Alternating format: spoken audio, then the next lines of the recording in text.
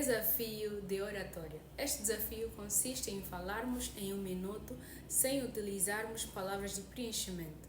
Palavras de preenchimento são palavras que utilizamos durante a nossa comunicação para preencher algumas lacunas e até mesmo silêncio.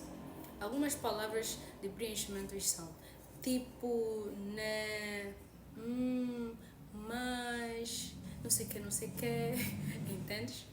Então, eu vou utilizar este 1 minuto para sugerir 2 formas que tu podes utilizar para diminuir a frequência da qual tu utilizas muito essas palavras.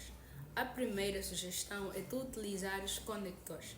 Conectores são palavras que conectam as nossas frases de forma a deixar muito mais coesa e também fácil de ser entendida. Alguns conectores que conheces são logo, ademais, em seguida, entretanto, portanto. Existe um universo, já falei, enfim, existe um universo de conectores que tu podes utilizar. A segunda sugestão é utilizarmos o silêncio. Nem todo silêncio é desconfortável.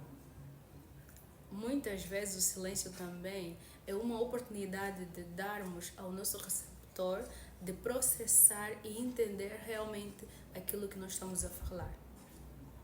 Então, fique em silêncio e dá a oportunidade do outro também entender daquilo que você está falando. O vídeo foi esse. Eu acho que eu consegui ficar 1 minuto sem falar, mas